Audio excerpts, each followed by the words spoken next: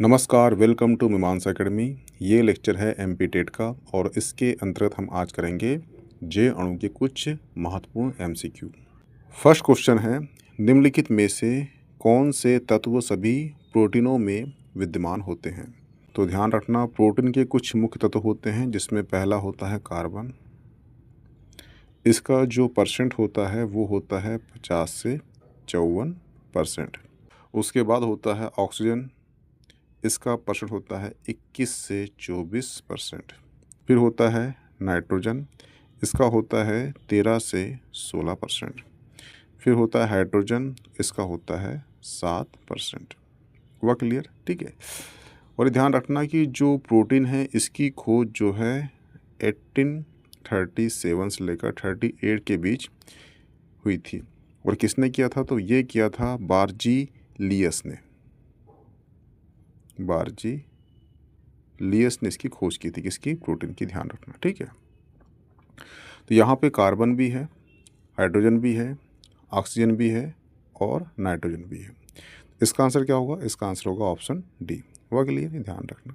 Next question है, रेशम तंतु, रोम, पिच्छ, नख और नखर निर्माण होते हैं। तो ध्यान रखना, मनुष्य के बाल हो गए, नाखून हो गए, रेशम तंतु, ये सभी जो है केराटिन नामक प्रोटीन से ये निर्मित होते हैं। तो इसका आंसर क्या होगा? इसका आंसर होगा केराटिन नामक प्रोटीन। हुआ क्लियर? ध्यान रखना। नेक्स्ट क्वेश्चन है, निम्नलिखित में से कौन सा पदार्थ प्रोटीन नहीं है? तो ध्यान रखना, बताया था मैंने आपको कि जो बाल हो गया, ठीक है, केस हो गए, रेशम हो गया और खुर हो गया, नाखून हो गया, ये सभी जो है प्रोटीन के बने होते हैं। ठीक है। और कौन सी प्रोटीन बने होते हैं? तो ये बने होते हैं केराटिन नामक प्रोटीन से ये निर्मित होते हैं। तो इसका आंसर क्या होगा? इसका आंसर होगा ऑप्शन ए, कपास, क्योंकि ये सभी प्रोटीन से निर्मित होते हैं। और यहाँ पूछा है कौन सा पदार्थ प्रोटीन नहीं है, यानी कपास यहाँ पर प्रोटीन नहीं। हुआ क्लियर? और ये ध्यान रखना कि जो कपास है, कपास एक्चुअली होता है सेल्यूलोज का बना होता है। और कौन सा सेल्यूलोज? वो होता है कार्बोहाइड्रेट जो होता है सेल्यूलोज, उसका बना होता है। ठीक है, ये ध्यान रखना। नेक्स्ट क्वेश्चन है, अल्फा केराटिन एक प्रोटीन है। अल्फा केराटिन एक प्रोटीन है जो मानव त्वचा, बाल और नाखून में पाया जाता है। तो इसका आंसर क्या होगा? Option B. जो अल्फा केराटिन है ये एक्चुअली मानव की त्वचा, बाल और नाखून में पाया जाता है। हुआ क्लियर? इसका आंसर क्या होगा? Option B. नेक्स्ट क्वेश्चन है, दूध में प्रोटीन कार्बोहाइड्रेट के अतिरिक्त पोषणदायक अन्य तत्वों में सम्मिलित है। तो ध्यान रखना, जो दूध होता है उसमें होता है जल, प्रोटीन, ठीक है, फिर होता है वसा, फिर होता है लैक्टोज, ठीक है, फिर होता है कार्बोहाइड्रेट, फिर होता है कैल्शियम,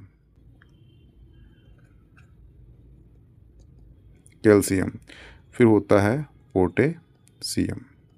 ठीक है। यहाँ कौन सा पूछा है उसने कि कौन सा तत्व अन्य तत्वों में शामिल होते हैं? तो यहाँ पे आपको दिख रहा है कैल्शियम और पोटेशियम। इसका आंसर क्या होगा? Option B. जो दूध होता है, दूध को पचाने के लिए हमारे बॉडी में होता है रेनिन, ठीक है। और रेनिन जो है ये जन्म से लेकर 8 वर्ष तक होता है बस बॉडी में, फिर ये लुप्त हो जाता है। अगर आप दूध पिए होंगे तो उसमें दूध में हल्की सी मिठास होती है, वो मिठास होती है लैक्टो के कारण। और जो आपने गाय का दूध देखा होगा ये हल्का पीला होता है। पीला क्या होता है? पीला होता है एक प्रोटीन के कारण। वो कौन सा प्रोटीन होता है? वो होता है केराटिन। वो के लिए ध्यान रखो। इसका आंसर क्या होगा? Option B. नेक्स्ट क्वेश्चन है, निम्नलिखित में से कौन सा मांसपेशीय प्रोटीन है? तो ध्यान रखना, जो होता है जीव द्रव्य, ठीक है, जीव द्रव्य का जो मुख्य अवयव होता है वो क्या होता है? वो होता है प्रोटीन। वो क्लियर? और प्रोटीन जो होता है ये आवश्यक होता है किसके लिए? शरीर में 2 चीज़ के लिए। एक होता है वृद्धि के लिए, ठीक है, और एक होता है जैविक क्रियाओं के लिए। यानी प्रोटीन एक तरह का एंजाइम है जो शरीर में गतिविधियों को तेज करता है, तो वृद्धि और जैविक क्रियाओं के लिए ये आवश्यक होता है। हुआ क्लियर?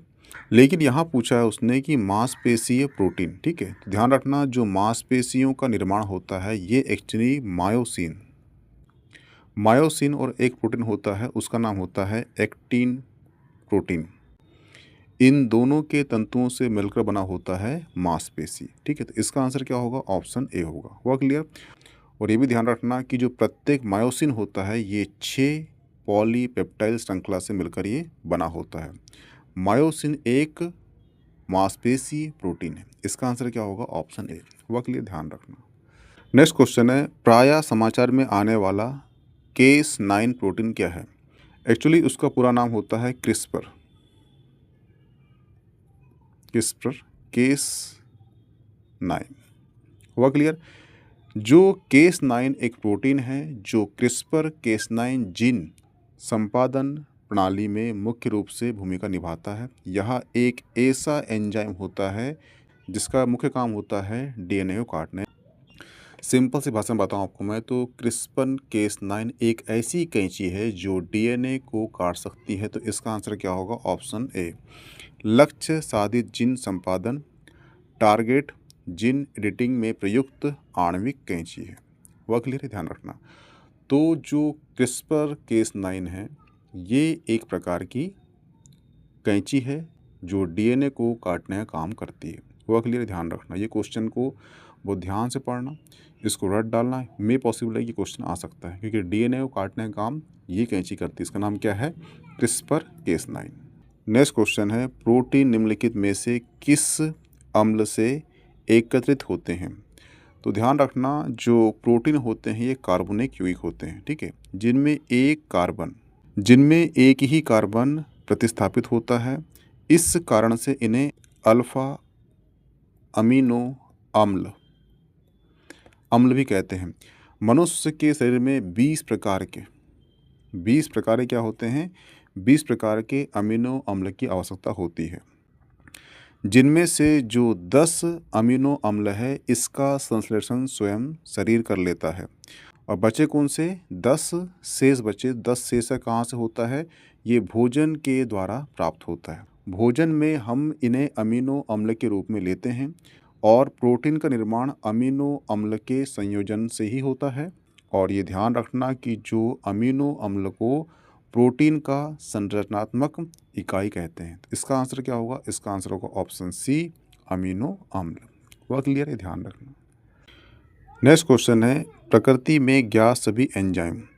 तो ध्यान रखना प्रकृति में सभी ज्ञात एंजाइम क्या है? तो वो है प्रोटीन। हुआ क्लियर? और ये ध्यान रखना जो प्रोटीन होते हैं ये अत्यंत जटिल और नाइट्रोजन युक्त पदार्थ के होते हैं और कुछ प्रोटीन हार्मोन के संश्लेषण में भाग लेते हैं।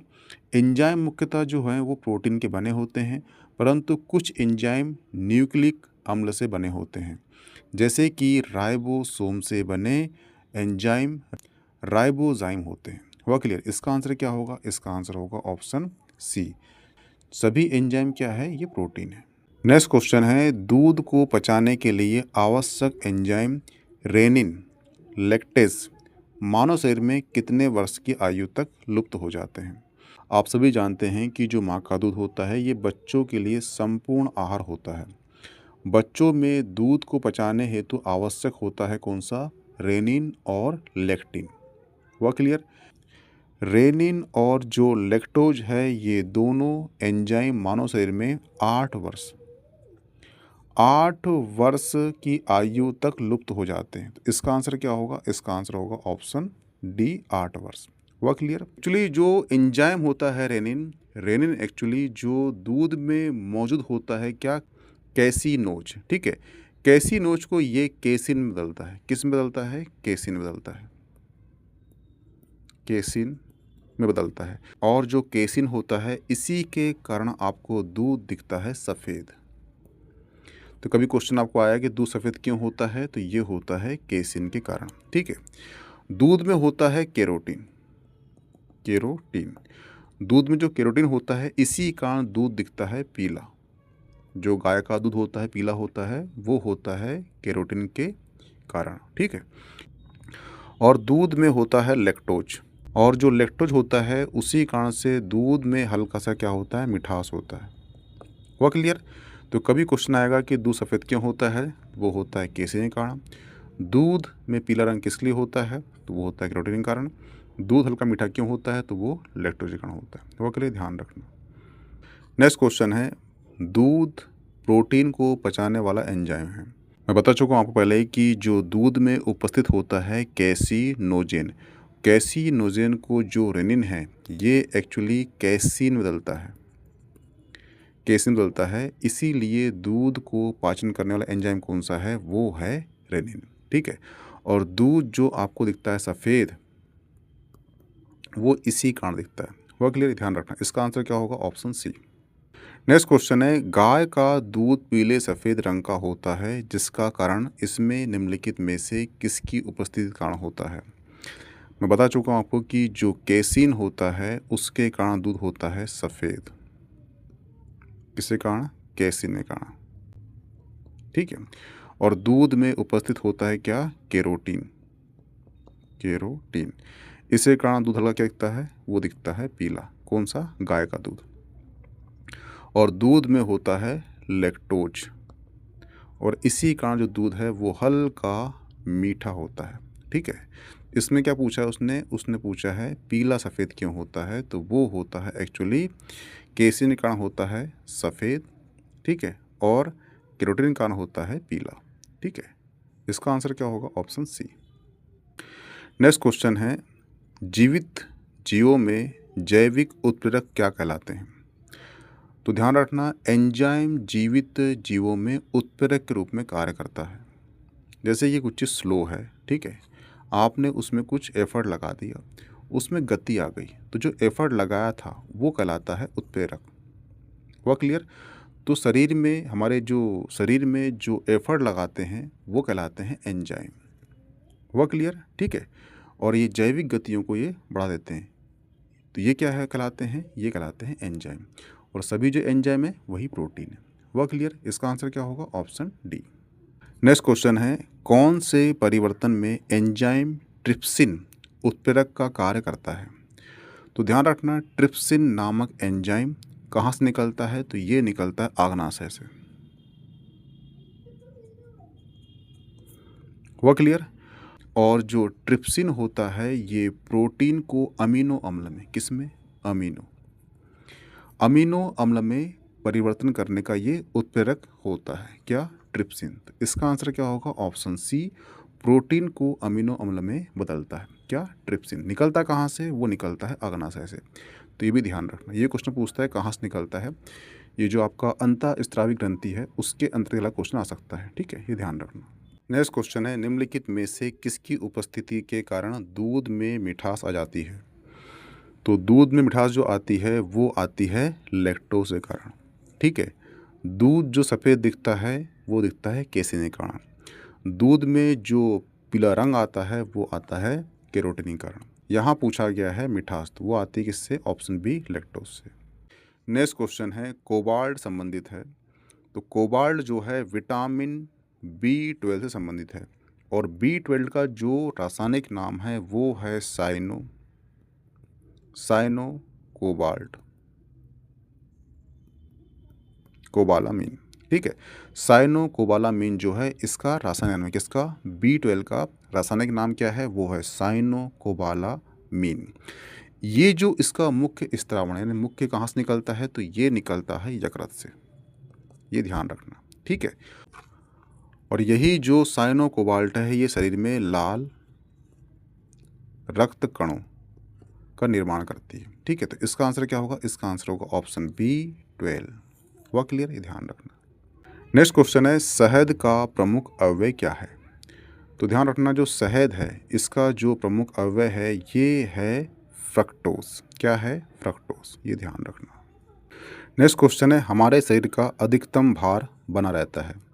ध्यान रखना, जो मनुष्य का शरीर है उसमें 65 से लेकर 70% क्या होता है, ये होता है जल होता है, ठीक है। तो इसका आंसर क्या होगा, इसका आंसर होगा ऑप्शन डी, जल का। हुआ क्लियर, ये ध्यान रखना। नेक्स्ट क्वेश्चन है कोलेस्ट्रॉल क्या है। तो ध्यान रखना, कोलेस्ट्रॉल एक जंतु वसा में उपस्थित एक वसी एल्कोहल है।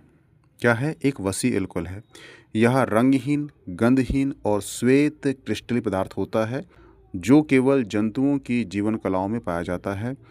और ये ध्यान रखना कि ये सबसे प्रख्यात लिपिड भी है, क्योंकि इसका संबंध किससे है? हृदय रोगों से।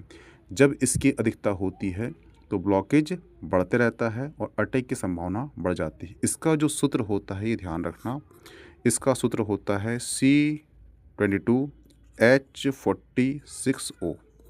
ये इसका सूत्र होता है, तो ये ध्यान रखना, क्योंकि ये जो हमारे अटैक संबंधी जो समस्या बढ़ रही है अभी वर्तमान में, उसका मेन कारण क्या होता है? कोलेस्ट्रॉल होता है। उसका सूत्र आपसे पूछ सकता है, इसलिए इस क्वेश्चन को वेरी IMP लगा लेना।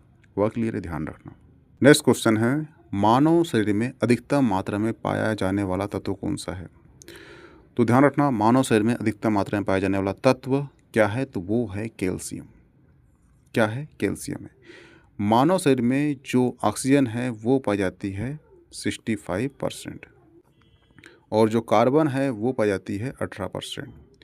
जो हाइड्रोजन है वो पाई जाती है 3% और जो नाइट्रोजन है वो पाई जाती है 1.4%। ठीक है, और जो 1.1% है ये पाई जाती है फास्फोरस। ठीक है, तो ये परसेंट पाया जाता है बॉडी के अंदर, परंतु सबसे अधिक पाया जाता तो कौन सा है? तो वो कैल्शियम है।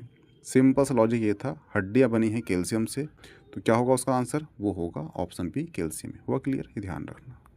तो यहाँ पे आपका जैव अणु वाला जो टॉपिक था उसके कुछ मोस्ट IMP क्वेश्चन थे समाप्त होते हैं। इसकी PDF आपको मिल जाएगी मीमांसा एकेडमी के टेलीग्राम चैनल पे, प्लीज ज्वाइन कर लीजिए। Okay, thanks.